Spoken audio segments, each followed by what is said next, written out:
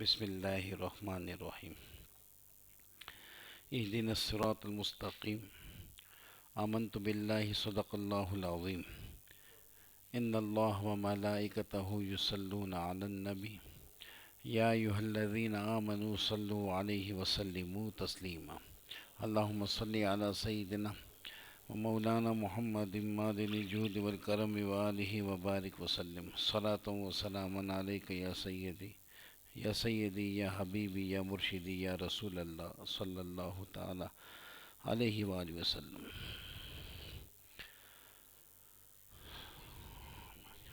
بعد از حمد و صلات نہایت مکرم معظم قبلہ تاج نواب اختر القادری خطیب و امام و شیخ الحدیث جامعہ حاضہ اور نیز طلبہ جو بھی موجود ہیں، اللہ تعالی ہمارا بیٹھنا اور اکٹھا ہونا، سننا سنانا تمام کو اپنی بارگاہ سمجدت میں قبول فرمائے۔ اجرائے بلاغت کے حوالے سے ہماری یہ پہلی نشست ہے انشاءاللہ تعالی عزیز جو جاری ہے، اور اس نشست کے اندر میں کچھ تمہیدی گفتگو کروں گا۔ لکھوانے کا معاملہ اور افہام و تفہیم کا معاملہ انشاءاللہ تعالی عزیز ہم کل سے شروع کریں گے۔ یہ کچھ تمہیدی کلمات تاکہ آپ کو کچھ بلاغت کے حوالے سے ایک معلومات ملے۔ آپ سارے کے سارے جو اپنا ذی وجاہت ہیں، علماء ہیں، مقصود فقط یہ ہے کہ ایک دوسرے سے تبادلہ خیال ہے۔ اللہ تعالیٰ جو ہے اپنے قرآن کریم کو اور رسول کریم کی مقدس زبان کو سمجھنے کی سعادت عطا فرمائے۔ کسی بھی شے کی ترتیب اور ترکیب کو اس شے کے حسن میں بہت بڑا دخل ہوتا ہے۔ ترتیب اور ترکیب جتنی اچھی ہوگی وہ شے اسی قدر جاذب نظر ہوگی اور اتنا ہی اس کا منظر دیکھنے والے کو بھلا لگے گا۔ مثلا میں چند خارجی مثالیں آپ کے سامنے پیش کروں۔ جیسے ہمارے عرف میں دولہا دلہن کا کمرہ سجایا جاتا ہے، اس کے اندر فرنیچر، اس طرح سے سجاوٹ کے پھول اور تمام چیزیں جتنے اچھے اسلوب سے رکھی ہوئی ہوں گی کمرہ اس قدر اچھا لگے گا، اور جیسی اس کی ترتیب اور ترکیب ذرا اسلوب سے ہٹی ہوئی ہوگی تو ہر ایک کو وہ کمرہ جو ہے چھبھے گا کہ نہ جانے کمرے کی یہ ترتیب اور ترکیب کس نے کی۔ اسی طریقے سے آپ جو گھروں کے اندر ہماری خواتین کھانا بناتی ہیں تو مسالہ جات کی ایک مخصوص ترکیب جس کو ریسیپی کہا جاتا ہے وہ اس کے اندر ایڈ کی جاتی ہے۔ کہیں پر بھی کمی بیشی ہو جائے تو لذت وہ نہیں ملتی جو لذت ملنی چاہیے۔ پلس ان مسالہ جات کو ہلانے کے اندر جو چمچے کے ہلانے کا طریقہ کار ہے وہ بھی ہر کس و ناقص سے اس سے ناواقف نہیں ہے، وہ جانتا ہے کہ چمچے کے ہلانے کو ایک بہت بڑا دخل حاصل ہے۔ اسی وجہ سے انہی اجزاء کی ترکیب کے ساتھ ایک خاتون ڈش تیار کرے اور انہی اجزاء کی ترکیب کے ساتھ خود دوسری خاتون ڈش تیار کرے، دونوں کے ذائقوں میں فرق ہو جائے گا۔ فرق کی وجہ یہی ہے کہ چمچے کے ہلانے کا طریقہ الگ ہے۔ تو ایک ایک ترکیب کہ آپ گرم مسالہ کتنا ڈال رہے ہیں، ہلدی کتنی ڈال رہے ہیں، فناشے کتنی ڈال رہے ہیں، فناشے کتنی ڈال رہے ہیں، اور ایک ہے ان کو ملانے کا طریقہ۔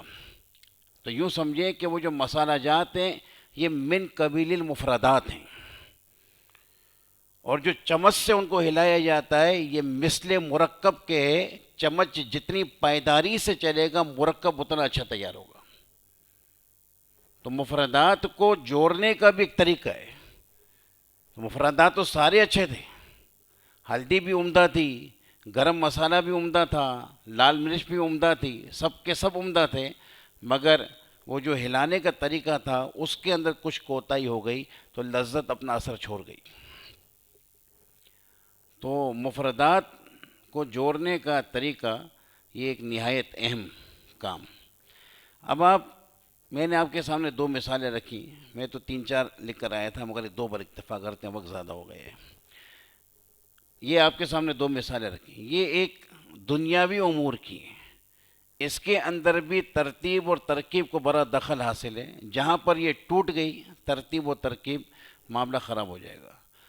اب آپ ذرا سوچئے کہ آپ اس معاشرے کے اندر ہیں جو نہایت ہی اسلام مخالف، نہایت ہی دین مخالف معاشرہ ہے، اور پلس وہ معاشرے والے اپنی زبان کی فصاحت و بلاغت، اپنی زبان کی شیرنی اور چاشنی پر صرف نہ عرب میں بلکہ پوری دنیا کے اندر مسلم اور مانے جاتے ہیں.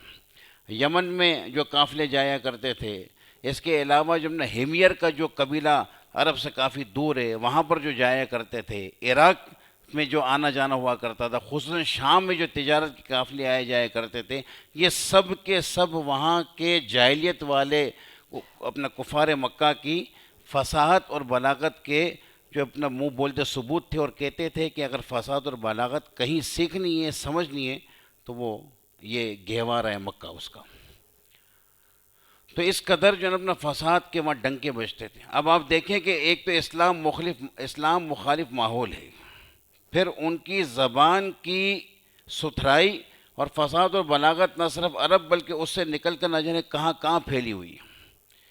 ایسے میں ایک ایسی ہستی کو مبعوث کرنا کہ جس کو فساد اور بلاغت کے ان صنادید سے مقابلہ کرنا ہے، اور جن کو فساد اور بلاغت ان صنادید کی سامنے رکھنی ہے کہ تمہاری فساد و بلاغت کیا ہے، اب ہم تمہیں جو فساد و بلاغت بتاتے وہ کیا ہے.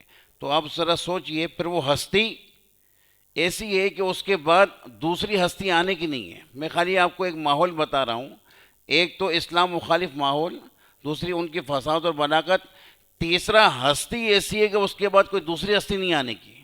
تو وہ کوئی ایسا ضرور بے ضرور زندہ معجزہ چھوڑ جائے جو نہ صرف آل عرب کے لیے اس وقت عجز کا باعث ہو بلکہ رہتی دنیا کے لیے عجز کا باعث بن جائے. اور بے شک وہ قرآن کریم ہے. صاحب بیضاوی نے لکھا، اور یہ میں اپنے طلباء کو کئی بات یہ بات بتا چکا، کہ صاحب بیضاوی فرماتے ہیں، آپ نے دیکھا ہوگا کہ ہمارے معاشرے کے اندر کئی طریقے کے حروف تاجی رائج ہے.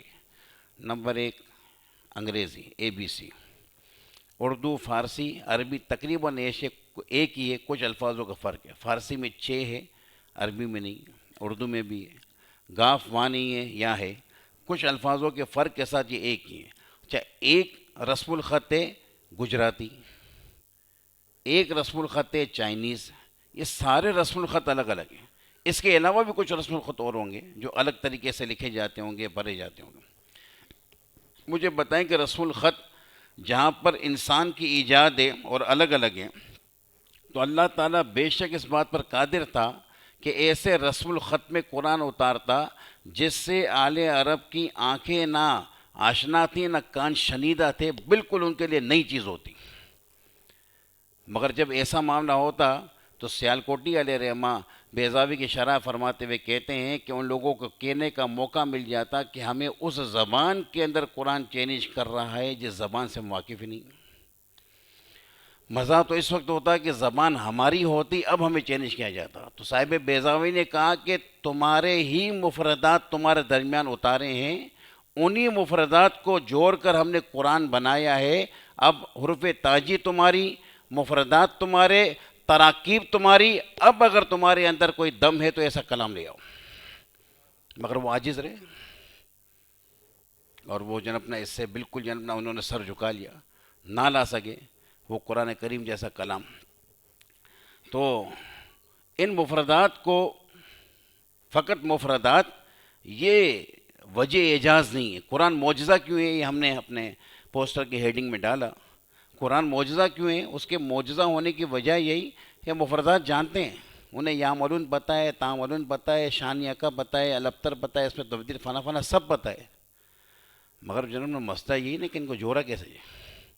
اب آپ کو مجھے کئی چیزوں کے پرزوں کے نام پتہ ہوں گے، موبائل کے کئی پرزوں کے نام پتہ ہوں گے، کچھ چیزوں کے پرزوں کے نام پتہ ہوں گے، مگر جوڑے گا تو کاریگر نا بھیا، ہمیں جوڑنا نہیں آتا، الٹا سیدھا جوڑ دیں گے تو دھماکے ہو جائیں گے، سمجھا، معاملات خراب ہو جائیں گے۔ تو یہ جوڑنا، ان کو ملانا، یہ ایک بہت بڑی کاریگری، بہت بڑی صنعت گری۔ تو مفردات انہی کے استعمال کیے، لیکن ان کو ترکیب ایسی دی، اس ترکیب سے وہ لوگ عاجز، مفردات سے عاجز نہیں تھے، وہ مفردات لا سکتے ہیں، آل عرب مفردات پر قادر تھے، مفردات لا سکتے تھے، مگر ان کو عاجز کرنے والی اشیاء ان مفردات کو جوڑنا ہے۔ میں آپ کے سامنے یہاں پر ایک جو میں مثال پیش کروں، قرآن کریم کہتا ہے فَاصْدَعْ بِمَا تُؤْمَرْ، یہ سورہ حجر کی آیت نمبر 94۔ اب ہماری کو آج تمہیدی بات ہے تو اس کے اندر سارا مکس ہوگا معاملہ، ورنہ جب ہم چلیں گے تو انشاءاللہ اس کو ترتیب سے لے کے چلیں گے۔ آپ ماشاءاللہ سارے علماء فضلاء یہاں بہتر جانتے ہیں استعارہ، کہ استعارہ کیا ہوتا ہے، اور آپ استعارہ مکنیہ بھی جانتے ہوں گے، یعنی کہ مشبہ کو ذکر کرنا اور مشبہ بھی کو حذف کرنا، یہ استعارہ مکنیہ ہے۔ وہاں پر ہم مشبہ کو ذکر کریں گے اور مشبہ بھی کو کیا کر دیں گے، حذف کر دیں گے، مگر صاف ستھری بات ہے کہ جب آپ نے مشبہ بھی کو حذف کر دیا اور مشبہ کو ذکر کیا تو ذہن کہے گا ہمیں کوئی ہنٹ دو کہ آپ نے اس کو کسے تشبیہ دی، کیونکہ آپ تو مشبہ بھی کو حذف کرا ہے نا، تو وہاں پر کوئی ایسا نشان، ایسی علامت تو ہونی چاہیے کہ ہمیں پتہ چلے کہ یہ تشبیہ کس سے دی جا رہی ہے، تو مشبہ بھی کے لوازم سے کسے لازم کو وہاں ذکر کیا جائے گا، تاکہ پتہ چل جائے کہ یہ جس کا لازم ہے اس کے ساتھ اس کو تشبیہ دی گئی، تو اس کو استعارہ تخیلیہ کہا جاتا ہے۔ وہ لوازم میں سے کسی لازم کو ذکر کرنا وہ استعارہ تخیلیہ ہے، جس طریقے سے قرآن کریم جو اپنے ارشاد فرماتا ہے کہ وَخْفِضْ جَنَاحَ الذُّلِّ، کہ اے بچے اپنے والدین کے لیے عاجزی کے پروں کو بچھا دیں۔ اب اخفت کے اندر انتا ضمیر یہ مخاطب قرآن کا، اے بچے تو جھکا عاجزی کے پر، اب سیدھی سی بات ہے کہ یہاں بچے کو تشبیہ دی گئی ہے، اب مشبہ بھی کون ہے ہمیں کیسے پتہ چلے کہ وہاں پر پروں کا تذکر ہے، جناح، اس سے ہمیں یہ پتہ چلا کہ یہاں پر مشبہ پرندہ ہے، کہ پرندہ جب پرواز کرتا ہے تو پر پھیلاتا ہے، جب پرواز چھوڑتا ہے اور نیچے کی طرف اترتا ہے تو پر نیچے کی طرف جاتا کرتا ہے، اور نیچے کی طرف پر کر کے پھر اترتا ہے، تو یہ جو پر کا نیچے کی طرف کرنا ہے یہ جناب نہ کسی چیز کی طرف متوجہ ہونا ہے، تو جنا کہہ کے وہاں پہ جنا اشارہ کیا اس بات کی طرف کہ تو جو عاجزی کے پر ان کو جھکا، تو بچے کو تشبیہ دیے پرندے سے، اور ہمیں کیسے پتہ چلے کہ یہاں پر پرندے سے تشبیہ دی، اس کے لیے جنا کے لیے اس کو ذکر کیا۔ یہ کچھ میں نے استعارے کی مختصر سے وضاحت کی۔ اب ہم آ جائیں اپنی آیت کی طرف۔ صدعن بیٹا ایک لغت ہے مقایس اللغہ ابن فارس کی، میں بچوں کو یہ جملہ کہتا ہوں اپنے طلباء کو کہ جس کی گنجائش ہو وہ خریدے، اس لغت کا اسلوب بالکل الگ ہے،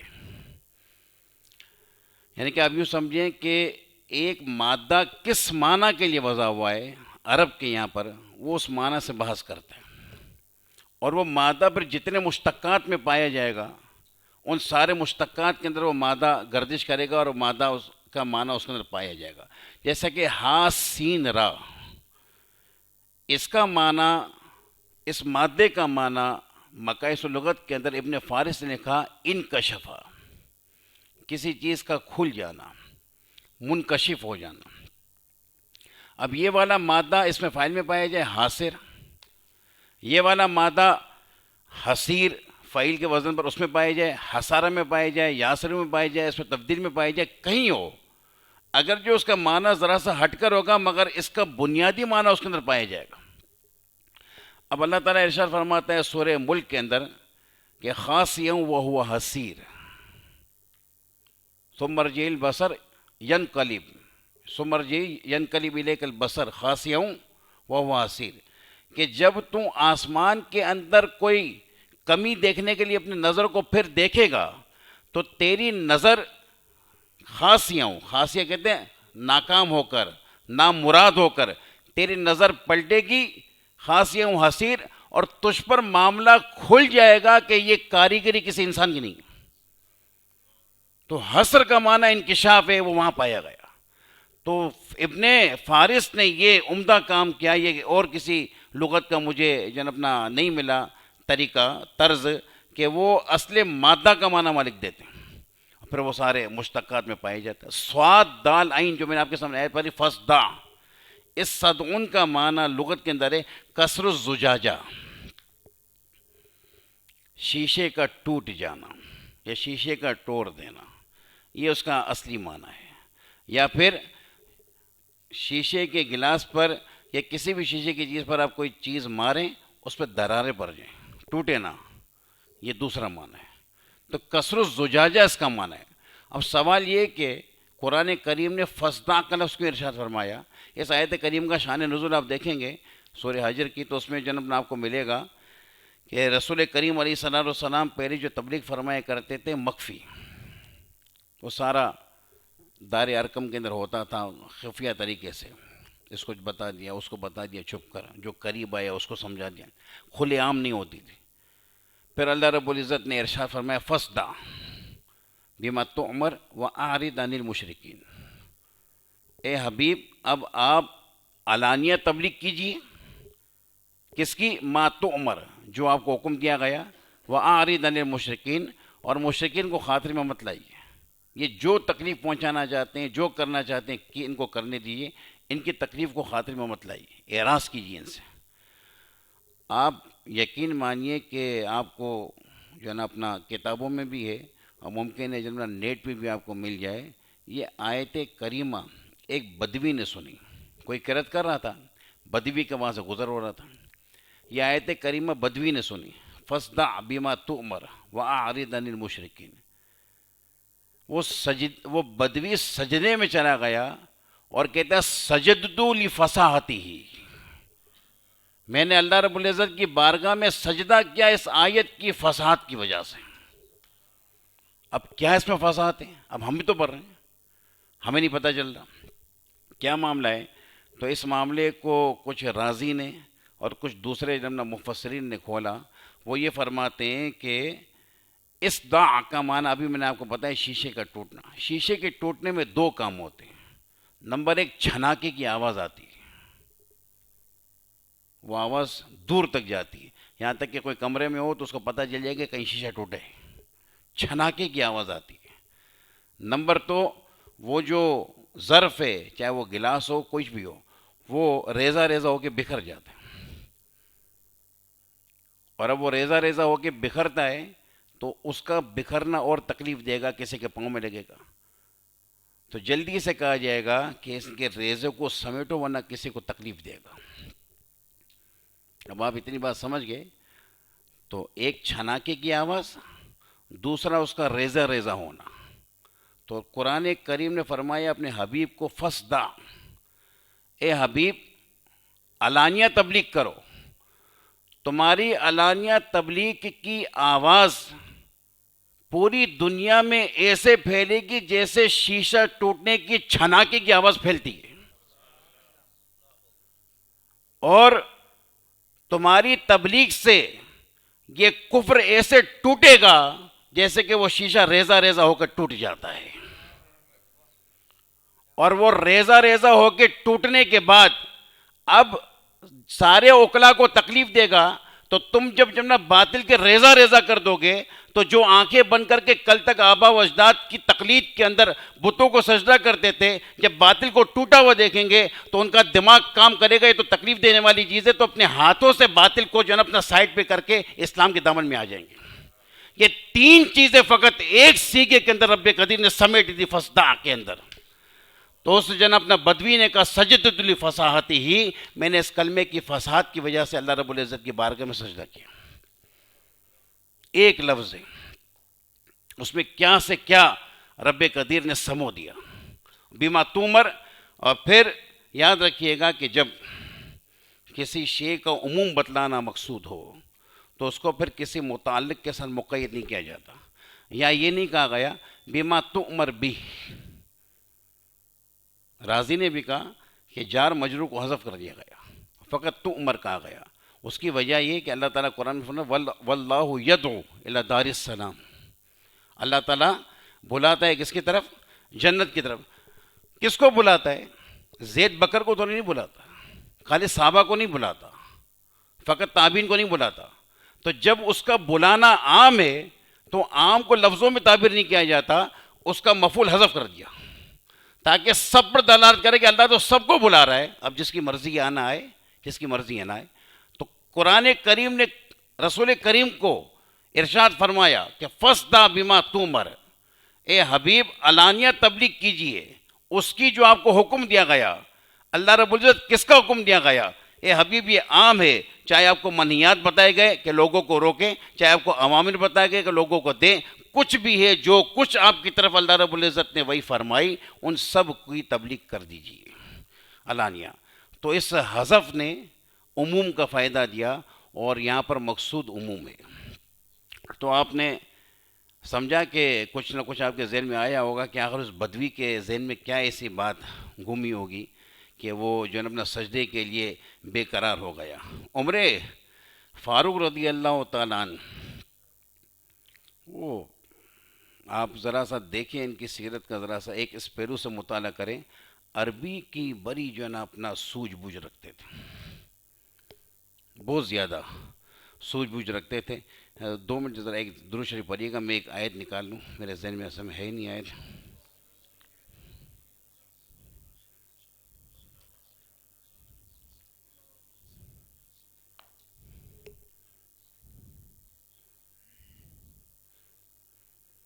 یہ قرآن پاک کی آیت ہے بیٹا، آپ اکثر حافظ ہوں گے. اللہ تعالیٰ فرماتا ہے جب یہ آیت اتری، رسول کریم نے آیت پڑھنا شروع کی، صحابہ کرام بیٹھے ہیں جن میں عمر فاروق بھی ہیں.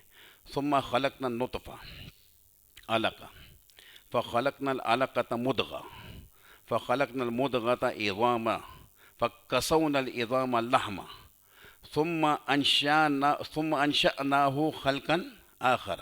اب یہاں تک رسول کریم پہنچے، آیت ابھی جبریل امین لائیں، یہ آیت پہلے ہوئی نہیں، یہاں تک پہنچیں. عمر فاروق بول پڑے بیچ میں فتبارک اللہ احسن الخالقین. رسول کریم فرماتے عمر فاروق یہی ہے. کس قدر عربی کی سوجھ بوجھ ہے کہ آگے کلام ختم کیا ہوگا، یہ فتبارک اللہ احسن الخالقین یہ عمر فاروق نے رسول کریم کے فرمانے سے پہلے ارشاد کر دیا. سوجھ بوجھ کتنی عربی کی کہ سمجھ رہے ہیں کہ اس کے بعد یہ آئے گا، اس کے بعد یہ آئے گا، اس کے بعد یہ آئے گا. یہی تو ہے، یہ وہ ہستیاں ہیں جو جانتے ہیں کہ ترکیب کس طریقے سے رکھنی ہے، کہاں پر کس کو رکھنا ہے، کہاں پہ کس کو رکھنا ہے. تو اس قدر سوجھ بوجھ تھی. یہی عمر فاروق. لبید بن ربیہ جن کا معلقہ سبع معلقات کے اندر بھی ہے، کافی لمبی عمر پائی. جب تک زمانہ جاہلیت میں تھے اشعار میں ان کا طوطی بولتا تھا. رسول کریم علیہ الصلوۃ والسلام نے ان کے لیے فرمایا کہ شعر تو لبید کا شعر ہے. اس کا مفہوم یہ تھا کہ ہر کوئی فنا ہو جائے گا، فقط اللہ باقی رہ جائے گا. یہ مشکات وغیرہ میں حدیث موجود کہ شعر تو لبید کا شعر ہے. اور کئی اس وقت کے فصحاء نے ان کو ملک الشعراء کا لقب دیا کہ یہ شعراؤں کا بادشاہ ہے. اس لبید کو خط لکھا عمر فاروق نے. شعروں کے بڑے دل دادا تھے، وہ فساد بلاغت بڑی جانتے تھے. تو کہا کچھ اشعار لکھ کر بھیجو. اللہ اکبر کبیر. ملک الشعراء جن کے شعر کو رسول کریم نے پسند فرمایا، وہ لبید بن ربیہ رضی اللہ تعالیٰ عنہ، کیونکہ بعد میں اسلام لے آئے تھے، یہ فرماتے ہیں، خط لکھتے ہیں واپسی کا. کہتے ہیں کہ شاعری تو کب کی چھوڑ دی، کیوں؟ جب سے قرآن سنا ہے. اب اس شاعری کی جگہ پہ عمر فاروق میں تجھے سورہ بقرہ لکھ کر بھیج رہا ہوں، تو ذرا ان کی فساد دیکھ، تو شاعری کے فساد کو بھول جائے گا. مجھے بتائیے کہ قرآن میں کچھ تھا تو ان کو عاجز کر دیا نا. قرآن میں کوئی ایسی بات تھی جو ان کو عاجز کرنے والی تھی؟ قرآن معجزہ کیوں ہے؟ یہ اپنی کانوں میں انگلیاں کیوں ٹھوستے تھے؟ اللہ رب العزت جل قرآن میں فرماتا ہے، یہ آیت میں نے جب نے کوٹ کی، لا تسمعوا لهذا القرآن والغوا فیہ لعلکم تغلبون. اپنے آپس میں کہتے تھے کہ جب یہ اپنا خانہ کعبہ کے پاس یہ محمد، یہ تو محمد کہتے تھے صلی اللہ علیہ وسلم، یہ قرآن پڑھیں سنو مت، لا تسمعوا لہذا القرآن، شور گل کر دو.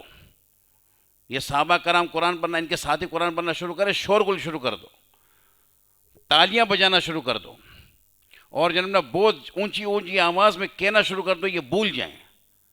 اور آخر میں اپنے جناب کانوں میں انگلیاں ٹھوس دو. پھر آگے کہتے ہیں کہ لعلکم تغلبون، شاید کہ تم اسی طریقے سے غالب ہو جاؤ اور ان کا قرآن کسی کو سننے کو نہ ملے. میں ایک سوال کرتا ہوں، ایک بندہ ایک علاقے کے اندر آ گیا اور وہ مخالف ہے، مثلا دیوبندی آ گیا، وہاں پہ سنی ہے، دیوبندی نے بھی دارالفتہ کھولا ہوا ہے، سنی کا پہلے کا دارالفتہ ہے. اب سنی لوگوں سے یہ کہے کہ جو ہے نا اپنے اس کے دارالفتہ میں مت جاؤ، اس کے دارالفتہ میں مت بیٹھو، میرے پاس آؤ جناب سوال کا جواب لینے کے لیے. تو اس کو کہا جائے گا کہ تو ہمیں ان کے پاس جانے سے روک رہے کیوں؟ وہ دیوبندی ابھی اس کو کچھ دیر کے لیے ذہن سے نکالیے. تیرے پاس اگر زیادہ صلاحیت ہے، تیرے اندر اگر زیادہ جو ہے اللہ رب العزت نے صلاحیت دی ہے، تو جناب اپنا کسی معاملے میں اس سے اچھا فتویٰ لے کر دے دے. لوگوں کی رہنمائی، لوگوں کی اطمینان کا سامان تو اچھا کر دے، لوگ خود ہی اس کے پاس جانا بند کر دیں گے. تجھے تبلیغ کرنے کی ضرورت نہیں. میں یہ کہتا ہوں کہ جب وہ فصیح بلیغ تھے اور ان کی فصاحت اور بلاغت کا ڈنکا بجتا تھا چار عالم، جو میں نے آپ کو شروع میں بتایا، تو آخر کیوں کانوں میں انگلیاں ٹھوستے تھے؟ رسول کریم کے لائے ہوئے کلام کا مقابلہ کیوں نہیں کرتے تھے؟ کیونکہ ولید بن مغیرہ، شکی القلب، عتبہ، یہ سب کے سب یہ کہہ چکے تھے. جب ابو جہل نے کہا تو کیا کرنے گیا تھا ادھر؟ کہا میں ان کا کلام سننے گیا تھا. کہا پھر کیا ان کا کلام شعر ہے نا؟ کہا نہیں، تو جانتا ہے ابو جہل کہ پورے آل عرب کے اندر مجھ سے بڑا شعر جاننے والا کوئی نہیں، ان کا کلام شعر نہیں. کہا پھر کہانت ہوگا، یہ کاہن ہوں گے، نعوذ باللہ من ذالک. کہا نہ، کہانت کو بھی میں جانتا ہوں، وہ کہانت بھی نہیں ہے. تو پھر کہا آخر ہے کیا؟ کہ یہی معاملہ ہے کہ ان کلمات کی ترکیب اور ترتیب جس انداز سے پروئی ہوئی ہے، اس ترتیب سے پرونے والا انسان نہیں ہو سکتا ہے. ھذا الکلام لیس للبشر. یہ ولید بن مغیرہ کے الفاظ ہیں. تو اس کا مطلب یہ ہوا کہ وہ خود عاجز آ گئے تھے اس کلام کا مقابلہ کرنے سے، اس لیے کانوں کے اندر انگلیاں ٹھونستے تھے. ورنہ تو جا کے رسول کریم سے مقابلہ کرتے ہیں نا، آپ کی کتنی فساد ہے، ہماری کتنی فساد ہے. یہ تو باقاعدہ جناب کعبے کے ارد گرد پوری کی پوری محفلیں جماتے تھے اور آبا و اجداد پر فخر کے اشعار پڑھے جاتے تھے کہ تو زیادہ پڑھتا ہے کہ ہم جنم زیادہ پڑھنے والے. یہ کیوں خاموش ہو گئے؟ اگر ان کو خاموش کرنے والا کون؟ آپ مختصر معنی پڑھ کر آئے، اور مختصر معنی کے اندر آپ نے ایک مثال پڑھی ہوگی، لیسا قربا قبری حربن قبرن. یہ آستہ ہی بھرا جاتا ہے، زور سے بھرے تو جناب قبر کا کرب ہو جاتا ہے اور قرب کا قبر ہو جاتا ہے. یہ ذرا مشکل ہے اس کو جناب روانی سے بھرنا، تو اس کو ذرا دھیان سے ہی بھرا جاتا ہے. جیسے میں نے ابھی آپ کے سامنے دھیان سے ہی بھرا کہ لیسا قربا حربی قبرن قبری حربن قبرن. یہ کیا وجہ ہے؟ کاف با را، اس کی تکرار ہے. کہیں کاف با را ہے، کہیں کاف را با ہے. تو اس کو جناب نے فصاحت سے کیا کر دیا وہ آپ جانتے ہیں، اور فصاحت سے کیوں بار کیا وہ بھی جناب آپ کے ذہن کے اندر ہے. میں آپ کو تکلیف دوں گا، اگر آپ کے موبائل میں جناب قرآن کریم ہے تو وہ قرآن کھولیے گا، سورہ ہود آیت نمبر 48، سورہ ہود کی 48 نہ وہ آیت.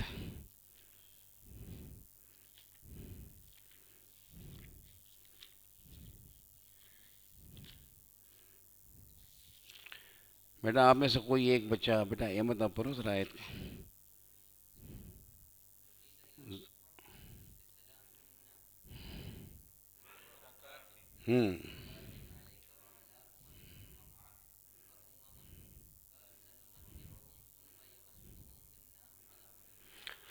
وہ جو میں نے آپ کے سامنے شعر کا ایک حصہ پڑھا مصرع، اس کے اندر کاف را با، پہلے قرب ہے، پھر قبر ہے، پھر قبر ہے. تو کاف 3 بار، را 3 بار، با 3 بار. یہ آیت کے اندر 16 بار میم آیا ہے ایک ہی آیت میں، مگر مجالے کی آیت کی روانی متاثر ہوئی ہو. گن لیجئے میم جو ہے نا اپنا آپ، اس آیت کے اندر 16 بار میم ہے. اے بت بھی سلام 1، منا 2، امم 4، مم من یہ آپ کے ہو گئے 7. آگے جو ہے نا اپنا میم 8، میم میم آگے آ رہا ہے 10. پھر اس کے بعد میم سونمتی 11، آگے اگلا میم 12، ثمہ کا 12 13، یا مستوم جو ہے نا اپنا 14، یہ منا کا 15، آخر والا 16. یہ 16 بار میم آیا ہے. مجال ہے کہ یہ آیت جب نہ زبان پر بھاری ہو. تو اللہ رب العزت نے ان کو بتایا کہ تم الفاظوں کی تکرار لاؤ گے تو تنافر ہو جائے گا. ہم وہ رب ہیں الفاظوں کی تکرار ایک آیت میں 4 بار نہیں 16 بار لائیں گے. آیت اتنی روانی سے بھرو گے کہ جس طریقے سے دودھ کے اندر یا جو مکھن کے اندر کوئی چیز ڈالی جا رہی ہو. یہ کلام کو جب انہوں نے دیکھا کہ 16 بار ایک ایک حرف کی تکرار ہو رہی ہے، مجال ہے کہ کلام کی روانی متاثر ہو، اس چیز نے ان کو پریشان کر دیا کہ یہ کلام کی ترکیب ہم نہیں کر سکتے. حروف جارہ ہمارے ہیں، حروف مشبہ بالفعل ہمارے ہیں، سب کچھ ہمارے ہیں، مگر مسئلہ یہ کہ ہمارے گھر کے یہ سارے حروف لے کے ہمارے منہ پہ جوتی ماری گئی. اب سورہ مائدہ کی آیت نمبر 27.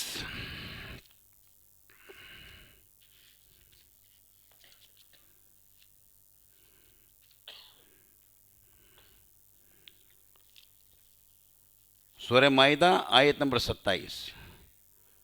وَاتْلُ عَلَيْهِمْ نَبَأَ ابْنَيْ آدَمَ بِالْحَقِّ إِذْ قَرَّبَ قُرْبَانًا فَتُقُبِّلَ مِنْ أَحَدِهِمَا وَلَمْ يُتَقَبَّلْ مِنَ الْآخَرِ قَالَ لَأَقْتُلَنَّكَ قَالَ إِنَّمَا يَتَقَبَّلُ اللَّهُ مِنَ الْمُتَّقِينَ. 11 یا 9 بار قاف کی تکرار ہے، مگر مجال ہے کہ میرے اور آپ کے جناب اپنا لفظوں پر یہ کلام بھاری ہوا ہو. حالانکہ پیچھے میم تھا، میم حروف شفویہ سے، اور حروف شفویہ آسان ہے ادائیگی میں. قاف یہ جناب اپنا اگرچہ جناب اپنا حروف دھانی سے یہ بالکل جناب کوے کے پاس سے ادا ہوتا ہے، بھاری حرف ہے. وہ بھاری حرف کی 9 بار جناب تکرار کی ہے، مگر آیت کے اندر رتی برابر جناب وہ سکل نہیں آیا. یہ پوری آیت بڑی روانی کے ساتھ ہم پڑھ لیتے. آپ سمجھ رہے ہیں؟ تو تکرارے الفاظ کے باوجود ان کو عاجز کیا ہے کہ تم ایسے تکرار لا کر اب کلام میں روانی جاری کر کے دکھاؤ. آپ سورہ قصص آیت نمبر 7. سورہ قصص کھولیے بیٹا، آیت نمبر 7. بیٹا پارہ کون سا ہے سورہ قصص کا؟ 20.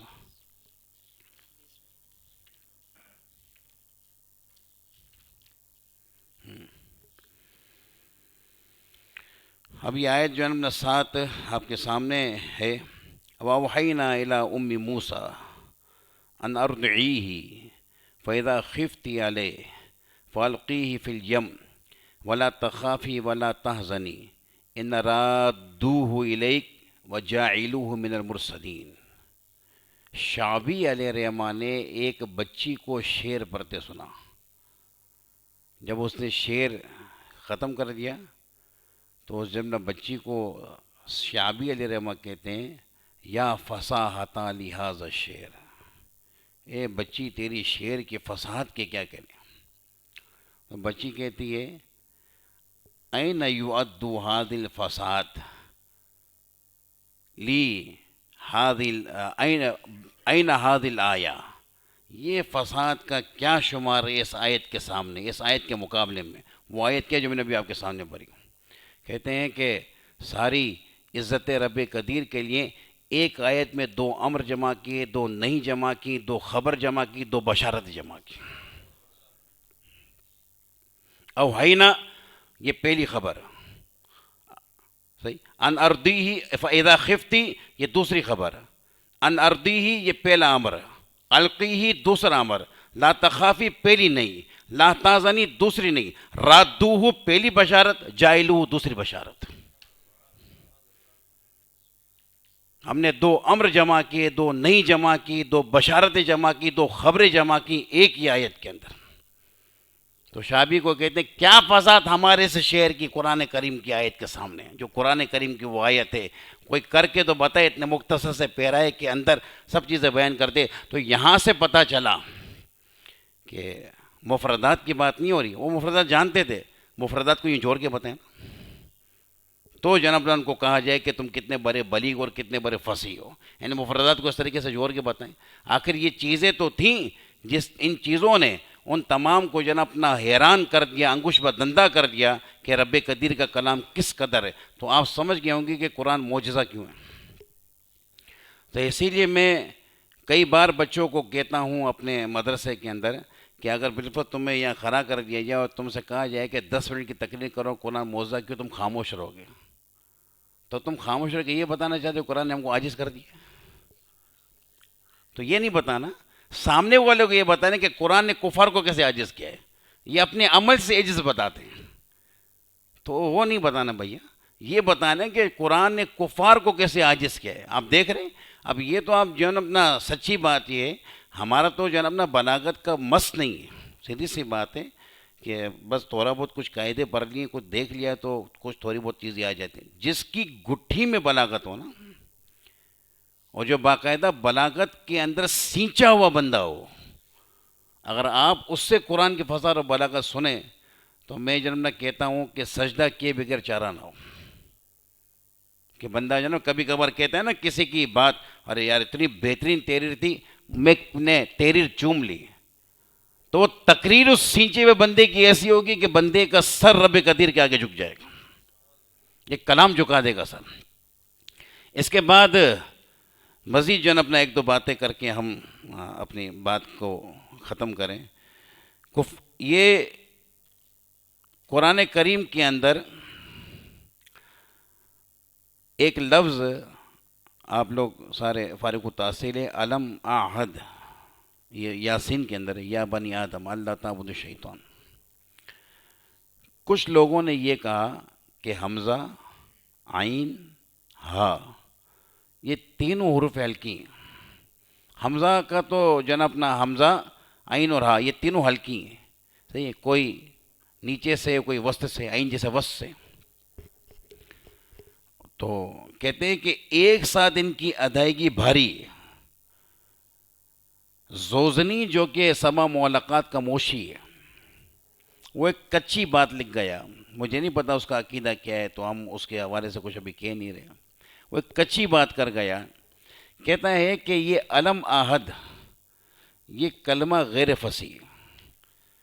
اب جب اس کا ماتھا ٹھنکا کہ میں نے کلمے تو غیر فصیح کہہ دیا ہے قرآن میں، تو اب اپنی بات کو درست کرنے کے لیے کہتا ہے کہ جس طریقے سے ایک طویل کلام کے اندر 1-2 اجمی لفظ آ کر اس کلام عربی کو اجمی نہیں بنا دیتے، ویسے لمبے چوڑے کلام میں 1-2 لفظ غیر فصیح آ کر اس کلام فصیح کو غیر فصیح نہیں کر دیں گے. اس نے یہ کہا کیونکہ جب اس کو پتہ چلا کہ مجھ پہ اعتراض ہوگا تو جواب دینا تھا.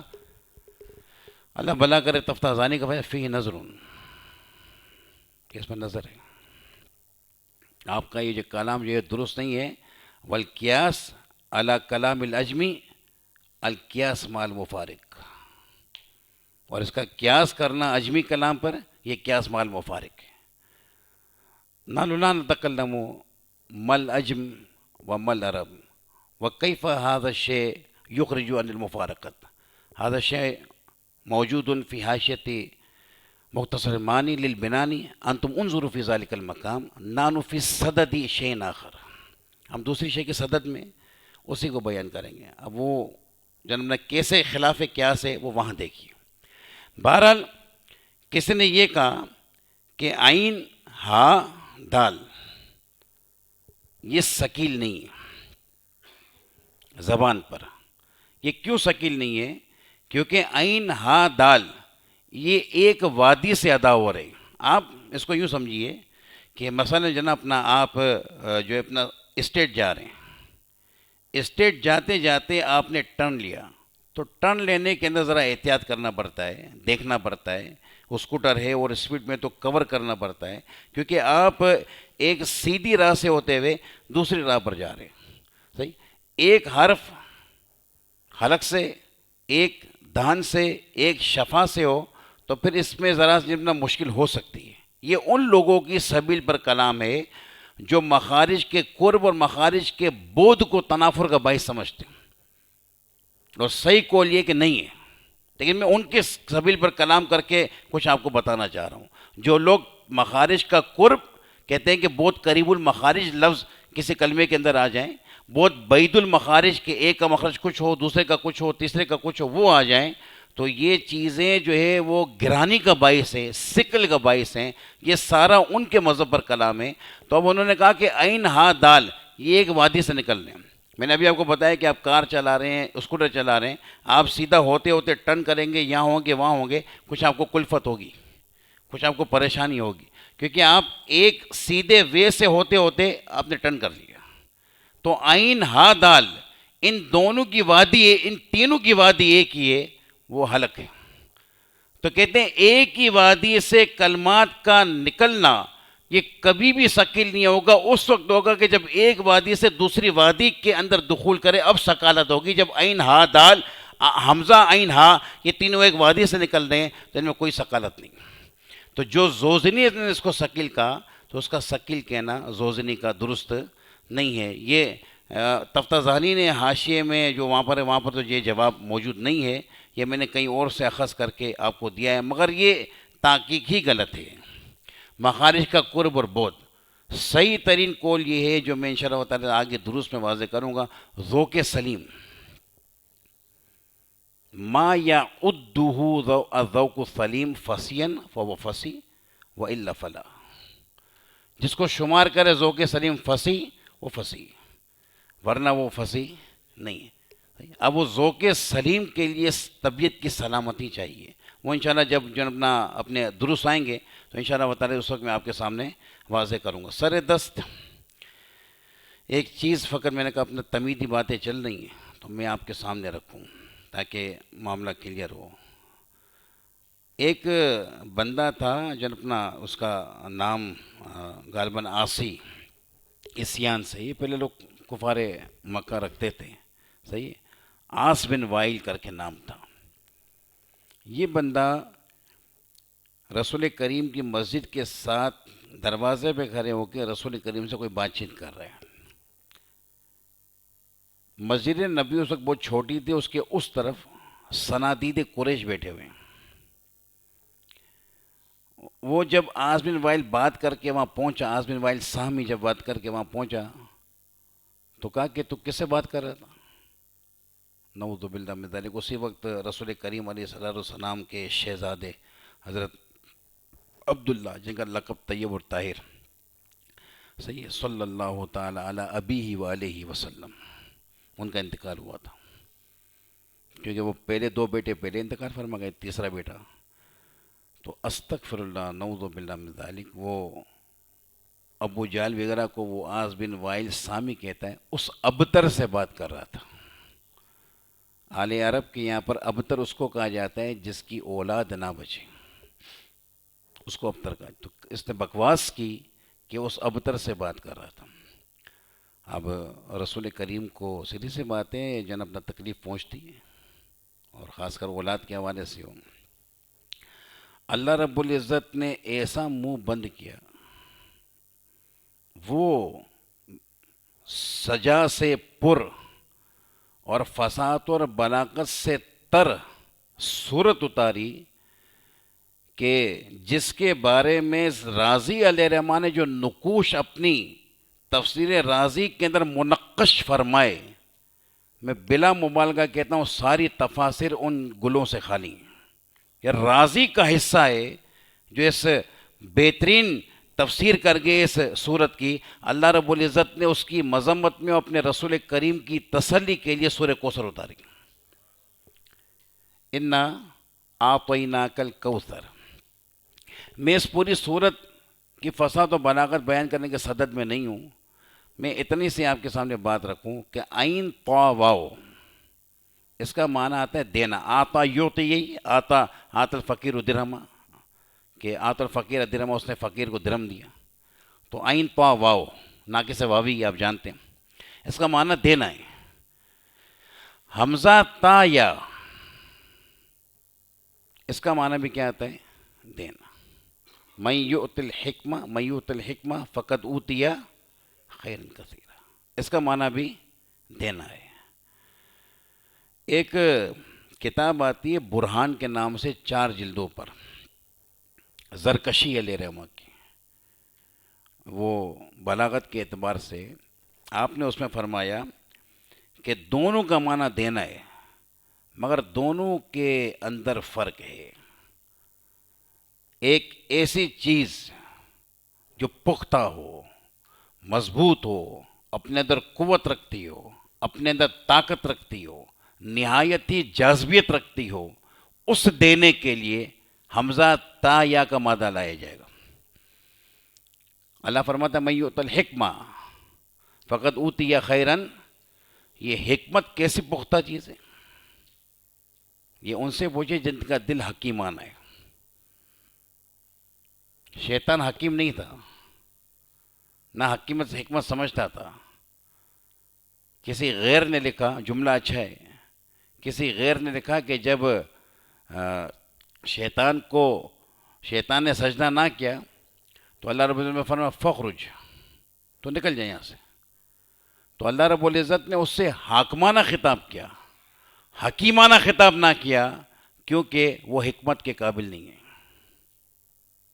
حاکمانہ خطاب کیا، ورنہ کوئی پوچھتا ہے کہ اتنی سی غلطی سے نکال دیا، اس سے حکیمانہ خطاب نہیں کیا، وہ حکمت کے قابل نہیں ہے. تو حکمت ایک بہت بڑی چیز ہے.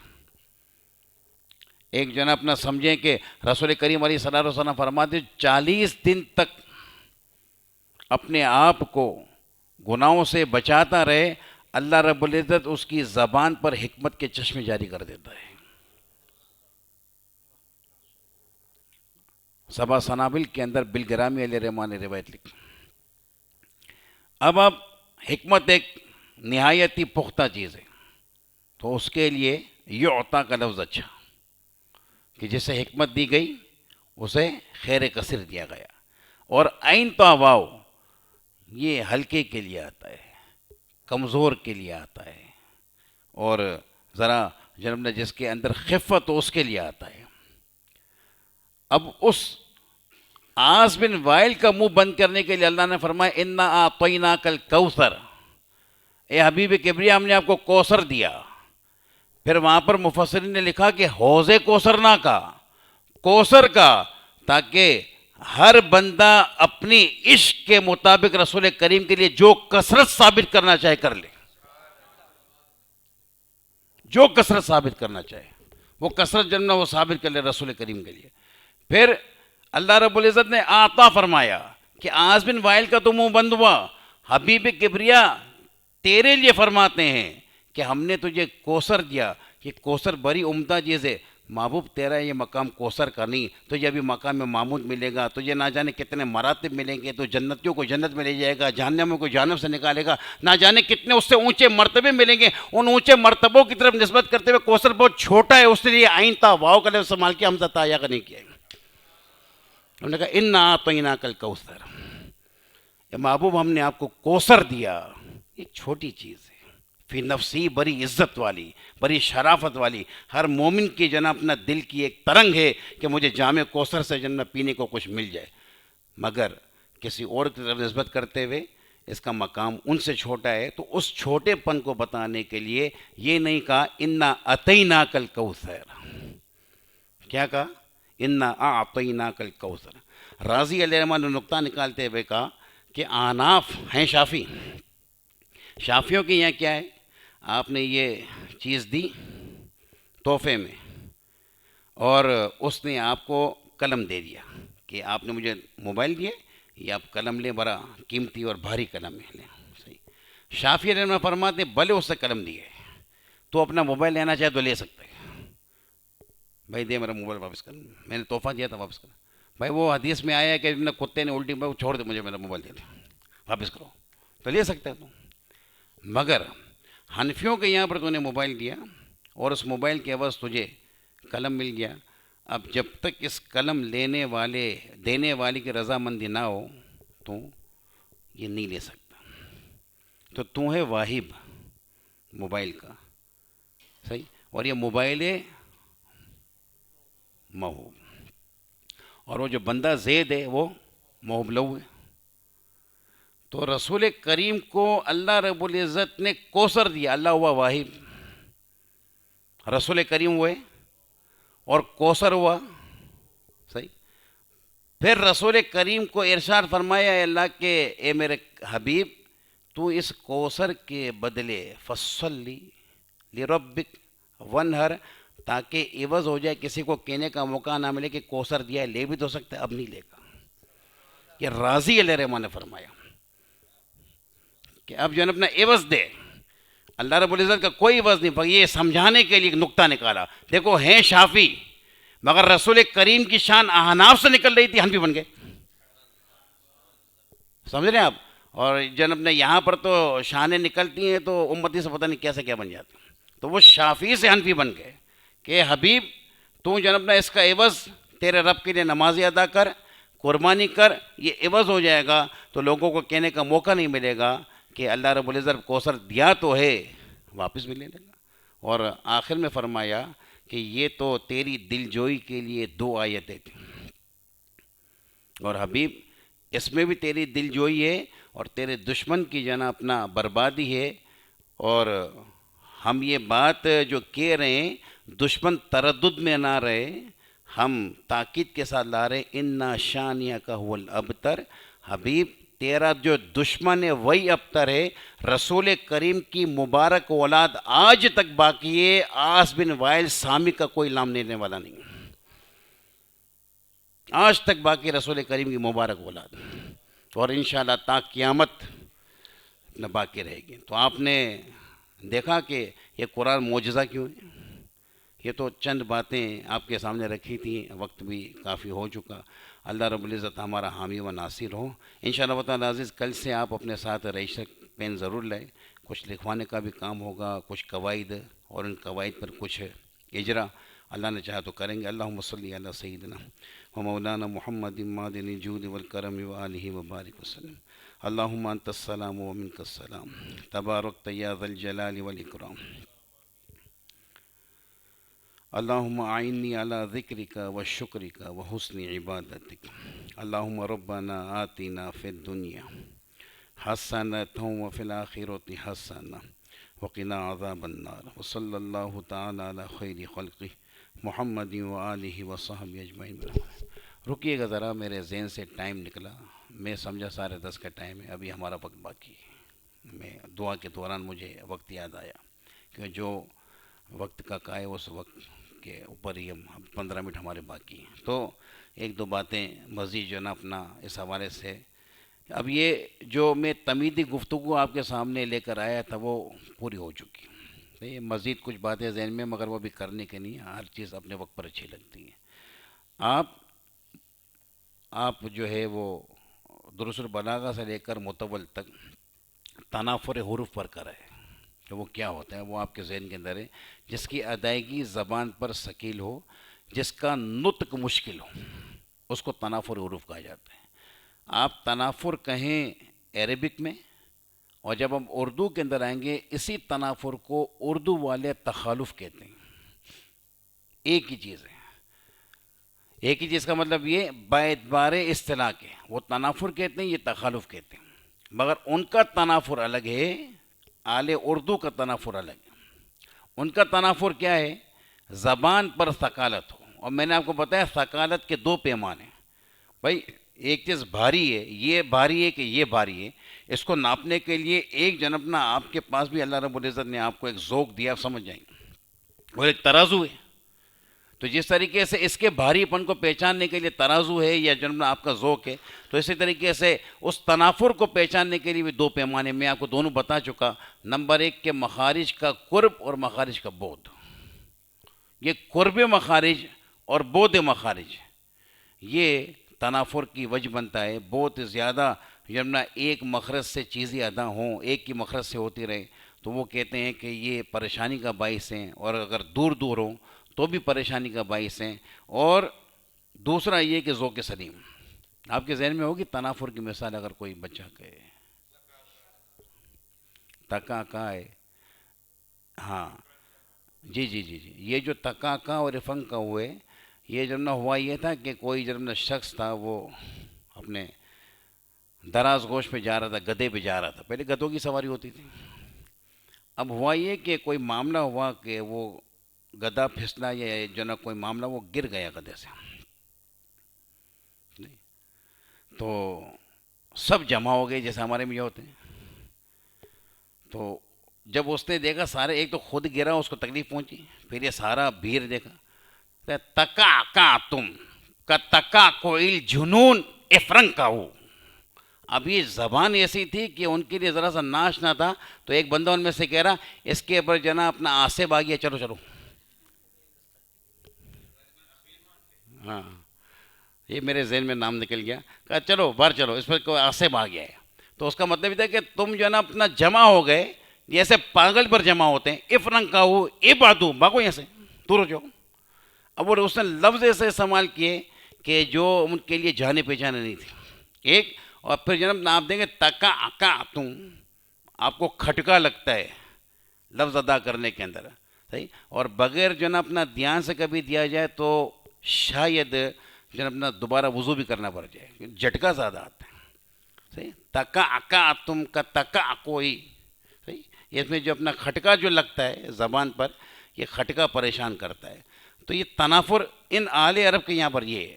اچھا یہ جو منافرت ہے یہ انتہائی درجے کی منافرت نہیں، اس کو منافرت متناہی نہیں کہیں گے، یہ تناہی تنافر کے اندر ذرا سی اوپر درجے کی ہے، کہ اس سے نیچے بھی ایک تنافر ہے۔ اس کی مثال دیتے ہیں، وہ جو اونٹ کے چرنے کے لیے جو گھاس ہوتی ہے اس کے لیے کہا جاتا ہے ہو ہو، اب آپ سمجھ سکتے ہیں کہ یہ زبان کتنی مشکل ہے، ہو ہو، حمزہ عین خا عین، پھر عین کی تکرار ہے، پھر یہ سارا کا سارا شکل پیدا کرتا ہے، تو یہ ہو یہ ایک ایسا لفظ ہے جو انتہائی درجے کا ثقیل ہے، اس کو کہا جاتا ہے تنافر متنائی یا متنافر متنائی، یہ تنافر کی انتہا کو پہنچا ہوا ہے۔ اور جو پہلی مثال جو آپ کے تکا کا اور فرنکاؤ والی دی ہوئی ہے، وہ تنافر کا ذرا اوپر والا اسٹیپ ہے۔ اچھا یہ بات تھی اہل عرب کے یہاں، آپ کو پورے کلام قرآن میں، بلکہ رسول کریم کی وہ احادیث جو جوامع الکلم کی قبیل سے ہیں، ہر حدیث کی بات نہیں کر رہا، کیونکہ آپ جانتے ہیں کہ ہمارے روایت بالمعنی جائز ہے، تو ممکن ہے کوئی سے نے اپنی طرف سے لفظ جو نے ادا کر کے پھر اس کا معنی بتایا ہو۔ جوامع الکلم روایت بالمعنی بھی لازم ہے، روایت باللفظ بھی ضروری ہے، تو وہ جوامع الکلم ہے۔ تو جوامع الکلم جو رسول کریم کی ہے وہ، اور پورے قرآن کو آپ غور سے پڑھیے، انتہائی تدبر سے پڑھیے، جوامع الکلم جتنی آپ کو مل سکتے ہیں ان کو تدبر سے پڑھیے، ایک لفظ بھی ایسا نہیں ملے گا جو تنافر رکھتا ہو، ایک لفظ بھی نہیں ملے گا، کوئی آپ کو ایسا لفظ نہیں ملے گا کہ جو تنافر رکھتا ہو۔ اگر آپ کے پاس ذوق سلیم ہے، آپ پڑھتے چلے جائیں گے اور تنافر ڈھونڈتے چلے جائیں گے، ناکامی ہی مقدر ہوگا، کبھی بھی جناب اپنا آپ کو کامیابی نہیں ملے گی۔ پورا قرآن جو ہے نا اپنا ایسی ادائیگی کے ساتھ ہے کہ زبان کو ادا کرنے میں کوئی پریشانی نہیں ہوتی۔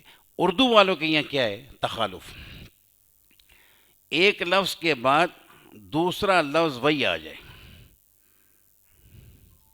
مجھ کو کہہ رہا تھا، کو کہہ رہا تھا، یہ کاف کے بعد پھر کاف آ جائے، یا قاف کے بعد پھر قاف آ جائے، قریب المخرج ایک ساتھ آ جائیں، صحیح، چاہے جو ہے نا اپنا دونوں الگ الگ کلمے میں ہو، یا پھر جو ہے نا اپنا ہم مخرج ایک ساتھ آ جائیں، ایک ہی جنرل لفظ ہے، تو یہ اردو والوں کے یہ تخالف ہے۔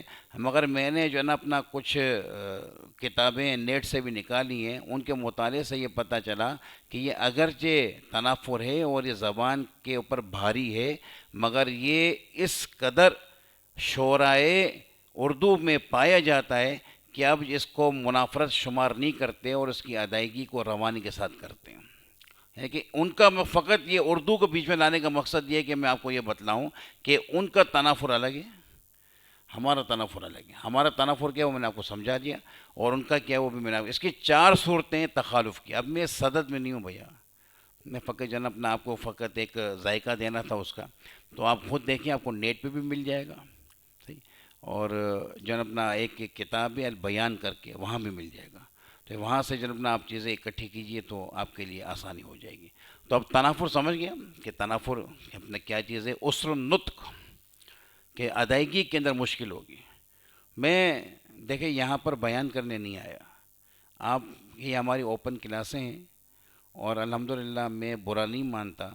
میں آپ کو بالکل اختیار دیتا ہوں، آپ جس لب و لہجے میں اعتراض کرنا چاہیں، اور آپ کو لگے کہ نہیں یہ جو ہمیں بتلایا جا رہا ہے یہ جان بوجھ کے ہمارے ذہن میں اتارا جا رہا ہے، اترنے کی چیز نہیں ہے، تو آپ کو بالکل بولنے کی اجازت ہے. کیونکہ یہاں پر مقصود افہام و تفہیم ہے، یہاں مقصود نہ ہی جنا اپنا کوئی نمائش اور نہ کوئی اور چیز ہے. تو آپ جتنے بھی یہاں بیٹھے ہیں بالکل آپ جنم کھل کر آپ کو بولنے کی اجازت ہے، کہیں کوئی پریشانی ہو. الحمدللہ رب قدیر کے فضل سے اور اپنے اساتذہ کی برکت سے میں سوالات سے نہیں گھبراتا. ہاں دو باتیں کرتا ہوں. یہ دعویٰ نہیں کہ اسی وقت بتاؤں گا، ذہن میں ہوگا تو بتا دوں گا، نہیں ہوگا تو دیکھ کے بتا دوں گا. اور یہ میں استاد تو استاد طالب علم کے لیے بھی اب نہیں سمجھتا. طالب علم سے میں سوال کرتا ہوں، میں اس کو کہتا ہوں بیٹا تو یہ نہیں آ رہا، کل بتا دینا، پرسوں بتا دینا، مسئلہ نہیں. سیدھی سی بات ہے کہ جناب نا یہ کون دعویٰ کرے گا میرے سے تو جو پوچھ میں ابھی بتاؤں گا؟ نہیں ہو سکتا بھیا، ہو جائے نکل جائے ذہن سے. تو آپ بالکل جو ہے نا اپنا آپ کو کھلی اجازت ہے، آپ بالکل جو ہے اپنے جس لہجے میں چاہیں آپ سوال کر سکتے ہیں کہ یوں ہے یوں ہے. ہم قرآن پڑھتے ہیں، فلانا لفظ آتا ہے ہمیں تو بڑا بھاری لگتا ہے یا مشکل لگتا ہے، یا فلاں لفظ کے لیے جیسے ابھی آپ نے علامات کے لیے کہا، فلاں اور لفظوں کے لیے قرآن کریم کے بعض نے منافرت کا قول کیا ہے، تو بالکل جو ہے نا اپنا آپ کو اجازت ہے آپ کہیں. کیونکہ آپ کی تشفی ہو، تسلی ہو، ورنہ تو آپ آئیں گے سن کے چلے جائیں گے. سن تو آپ جو ہے نا اپنا نیٹ پہ بھی لیں گے. یہاں بیٹھنے کا مقصد یہ ہے کہ کچھ جو ہے تبادلہ خیال ہو ہمارا. تو اسی لیے میں جو پیچھے کر چکا جو ہے، بھلے آپ کل کوئی سوال نوٹ کر کے آ جائیں کہ آپ نے جو بات کی تھی وہ بات میں یوں نہیں یوں ہے، وہ بات یوں نہیں یوں ہے، وہ آپ کو بالکل جو ہم نے اجازت ہے آپ کریں. اچھا اب ہم تنافر حروف سے جب فارغ ہوئے، جس کا مطلب خلاصہ اتنا نکلا کہ آپ کو پورے کلام قرآن کے اندر اور جوامع الکلم کے اندر کوئی کلمہ ایسا نہیں ملے گا جس کی ادائیگی زبان پر ثقیل ہو، اور جو زبان پر کھٹکا لائے، زبان پر لکنت لائے، ادائیگی میں آپ کو پریشانی ہو، آپ کو کوئی بھی ایسا لفظ نہیں ملے گا. بلکہ کئی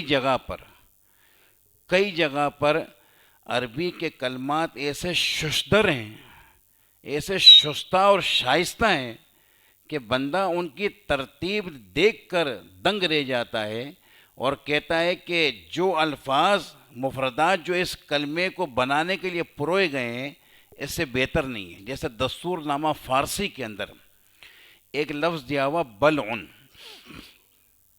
با لام عین. یا بچے سمجھتے ہیں کہ آپ کو نور الازا کے اندر بھی لفظ آیا ابتلعہ، اس نے اس کو نگل لیا، کہ بلع کا معنی آتا ہے نگلنا، با لام عین، ابتلع اس نے نگل لیا.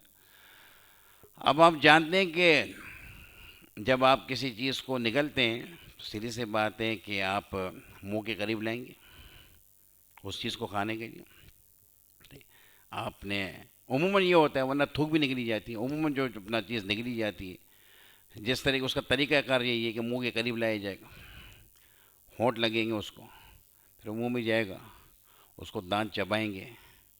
لکوڈ چیز ہے تو منہ میں جا کے ایسے ہی اتر جائے، پھر حلق میں جائے گی. تو اول مرتبہ ہونٹوں سے ملنا، مرتبہ دوم منہ میں جانا، اور مرتبہ سوم حلق میں. تو بلعون کی پوری ترتیب یہی ہے، با حرف شفوی ہے، لام حرف دانی ہے، عین حرف ہلکی ہے. اسی ترتیب سے پوری چیز رکھی ہوئی ہے. تو ایسے انوکھے طرز پر کلمات کو بنایا گیا ہے کہ تنافر حروف کیا ڈھونڈو گے بھیا، لفظ ایسے بنائے گئے.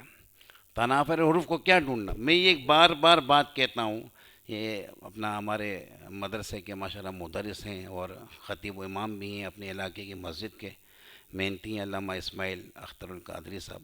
ان سے میں نے یہ کئی بار بات کی ہے. اور کہ حضرت سلیمان اشرف بہاری علیہ رحمہ کے المبین، اس پر حرف آخر ہے۔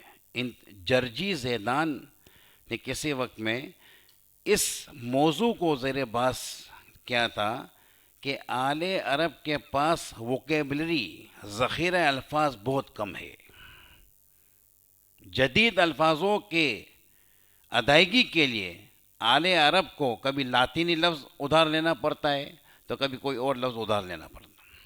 اس کا رد بلیغ کیا حضرت سلیمان اشرف بہاری علیہ رحمہ نے، جو محدث صورتی کے شاگرد، صاحب صدر الشریعہ کے کلاس فیلو، امام اہل سنت کے خلیفہ اور حسینی اشرفی، ابھی انہوں نے بتایا ان کے بھی جنم نئی خلیفہ ہیں، یہ ان کے بھی خلیفہ ہیں۔ یہ بہت بڑی علمی ہستی ہے، ان کی کتابیں ملتی ہیں مارکیٹ میں، بڑا کمال جملہ انہوں نے ان کتابوں کے اندر کیا ہے، بندہ اگر ان کا مطالعہ کرے تو مبین کے اندر فرماتے ہیں ایک جگہ پر، کہتے ہیں کہ لفظ شین جو ہے، لفظ شین آپ کا کچھ نہ کچھ واسطہ تجوید سے رہا ہوگا، بہت چھوٹی سی بات ہے بڑی، کہ شین حرف تشفی سے ہے۔ اس کی ادائیگی کے وقت ہونٹ کا اپنا زبان کا بیچ تالو سے ملتا ہے اور آواز منہ میں پھیل جاتی ہے۔ شین جب آپ ادا کریں گے منہ میں آواز پھیلے گی، تو شین کے معنی میں پھیلاؤ ہے۔ اب بہاری رحمۃ اللہ تعالیٰ علیہ فرماتے ہیں مزے کی بات یہ ہے جس لفظ کے شروع میں شین آ جائے اس میں پھیلاؤ کا معنی ہوتا ہے۔ شمس اس کی روشنی پھیلی ہوئی، شبر ہاتھ پھیل جاتا ہے، شجر اس کی شاخیں پھیلی ہوئی ہیں، شر وہ پھیلا ہوا ہوتا ہے، شعاع وہ پھیلتی ہے۔ تو کہا کہ کلمات کی ترتیب اس طرز پر رکھی ہے کہ دنیا کا کوئی ذہین سے ذہین بندہ آ جائے، تنافر کیا ڈھونڈے گا، کسی ایک حرف کی ترتیب کو وہ غلط نہیں کر سکتا۔ کیا تنافر ڈھونڈے گا؟ کہتے ہیں را حرف تقریر ہے، را کی ادائیگی کے اندر جناب نہ تکرار ہوتی ہے، تو کہتے ہیں کہ عموماً جس میں را آتا ہے آخر میں اس میں فرا وہ بھاگا، قدموں کی تکرار ہے، مرہ یہ چیز پیچھے گزر چکی ہے، سمجھے اب؟ تو اسی طریقے سے انہوں نے جرہ، اس نے اس کو اپنا کھینچنے کے اندر بھی جناب چیز آگے کی طرف مسلسل جاری ہوتی ہے، تو تکرار ہو رہی ہوتی ہے۔ تو یہ حروفوں کی جناب اپنا گنتی سے انہوں نے سمجھایا۔ اور لگے ہاتھ میں ایک بات اور جناب بتا دوں، آپ فرماتے ہیں یہ جرجی زیدان کا جواب دیتے ہوئے کہتے ہیں یہ تو میں نے تجھے کچھ حروف کا نقشہ بتایا کہ حروف کس قدر جناب نہ وہ کمال ہے، اور میں نے ابھی بیچ میں جناب نہ بچوں کو بتایا کہ قاف صاد میم، میں تنافر حروف پہ ساری بات کر رہا ہوں، ترتیب دیکھو آل عرب کی، قاف صاد میم۔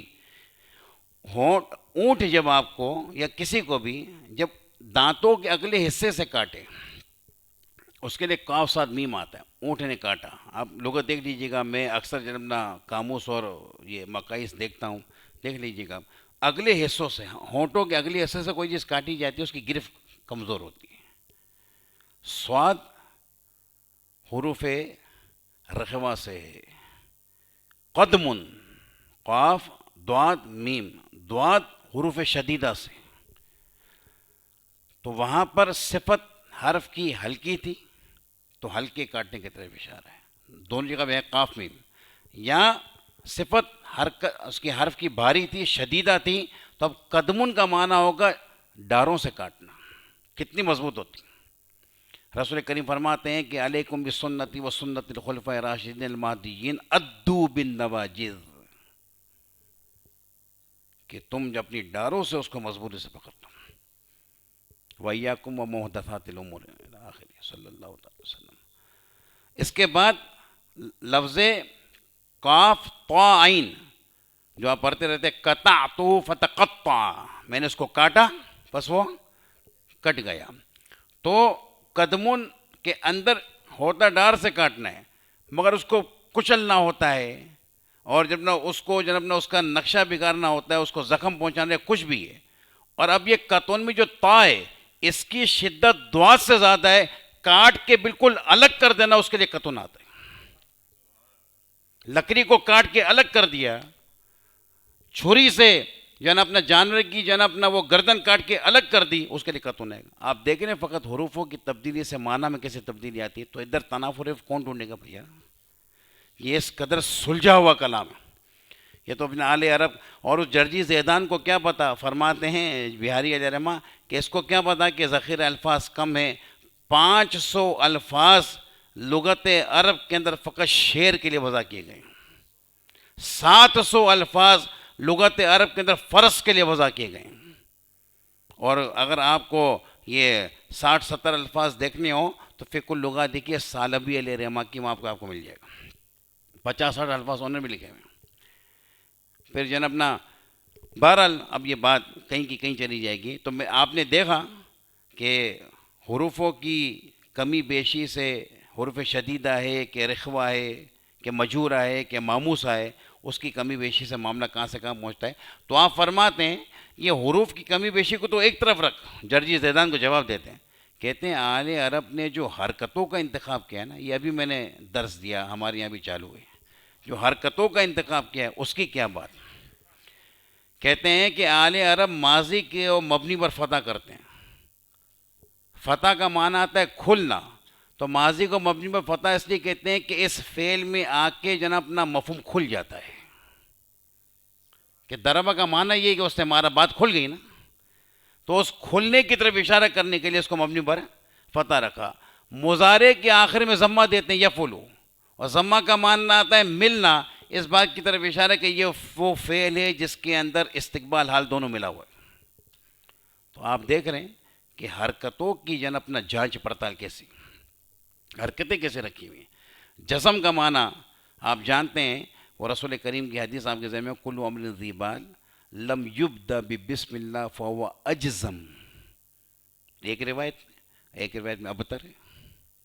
اجزم کا معنی آتا ہے منقطع ہو جانا، وہ کام منقطع ہے، اس میں برکت نہیں، وہ ختم ہو جائے گا۔ تو جیم زا میم اس کا معنی انقطاع آتا ہے، تو جزم کو جزم اس لیے کہا جاتا ہے کہ وہاں پر کہنے والے کی بات ٹوٹ جاتی ہے اور رک جاتی ہے، اسی لیے جزم کو جزم کہا جاتا ہے۔ آپ دیکھ رہے ہیں کہ حرکتوں کے ناموں کے ساتھ بھی اندر کے ضمیر کی مناسبت بتائی جا رہی ہے، تو جو حرکتوں سے مناسبت رکھتے ہوں وہ حروف کی ترتیب سے کیسے مناسبت رکھتے ہوں گے، سمجھ رہے ہیں آپ؟ اور میں نے یہ بھی بچوں کو بتایا ابھی جو درس ہمارا ہوا تھا کہ جس حرف پر مد وہ شد آ جاتا ہے، مدہ شدہ اس طریقے سے بہت سارے، تو اس کی ادائیگی کے اندر ذرا زور لگتا ہے۔ مدہ آپ ہلکے طریقے سے ادا نہیں کر سکتے مشدد حرف کو، سمجھے، اس کی ادائیگی میں زور لگتا ہے۔ اس زور کو بتانے کے لیے اس حرف کو مشدد کا، جس کا مادہ شدت ہے، جس کا معنی زیادتی آتا ہے۔ تو حرکتوں کی جو جانچ پڑتال اور حرکتوں کا جو چناؤ ہے وہ آل عرب کی اس قدر سلجھا ہوا اور سنجیدہ ہے کہ بندہ حروف کی بات تو کیا کرے، اور حروف کی طرف جب نہ کیا جائے اور کیا تنافر حروف نکالے۔ تو تنافر حروف کے حوالے سے کچھ باتیں اپنے ذہن میں رکھیں، کوئی بات کہے تو اس کو کہیں کہ آل عرب ایسی نپی تلی زبان ہے، اللہ رب العزت نے ساری زبانوں میں سے یہ زبان کا انتخاب کیا ہے، اور رسول کریم پر جو زبان سے قرآن کریم اتارا ہے اور اس کو ریتی دنیا تک کے لیے معجزہ بنایا ہے، تو آپ جان سکتے ہیں کہ اس زبان سے عمدہ زبان کوئی اور ہوگی نہیں، کوئی زبان نہیں ہوگی۔ تو بس یہ کچھ چیزیں تھیں آپ کے سامنے رکھی، باقی انشاءاللہ تعالیٰ سے ہم اپنے درس کو اگلے دن کنٹینیو کریں گے۔ اللہ تعالیٰ سے دعا فرمائے اللہ تعالیٰ اپنے حبیب لبیب صلی اللہ تعالیٰ علیہ وآلہ وسلم کے صدقے میں جو غلطی کوتاہی دوران درس مجھ سے صادر ہوئی وہ معاف فرمائے۔ ہم تمام کو ارحم الراحمین قرآن کریم پر غور کرنے کی، تدبر کرنے کی، تفکر کرنے کی خوب توفیق عطا فرمائے۔ ارحم الراحمین مسجد حاضہ اور مسجد حاضہ کے امام صاحب قبلہ تاج نواب صاحب، یہاں کی جملہ انتظامیہ اور جو بھی یہاں مدرسین ہیں، طلباء ہیں، اللہ رب تمام کو شاد و آباد فرما۔ ارحم الراحمین الہ العالمین اس علاقے میں جو بھی سنت کا کام ہو رہا ہے اس سنت کے کام میں برکت عطا فرما۔ اس مسجد سے، اس مدرسے سے جو رشد و ہدایت کا سلسلہ چل رہا ہے، نہ جانے کتنے عالم بنے، کتنے حافظ بنے، اور نہ جانے یہ سلسلہ مسلسل چل رہا ہے۔ ارحم الراحمین تا قیامت سلسلے کو جاری و ساری فرما۔ ارحم الراحمین ہم تمام کو مرتے وقت کلمہ طیبہ نصیب فرما۔ وصلی اللہ تعالی علی خیر خلقہ محمد و آلہ و صحبہ اجمعین برحمتک یا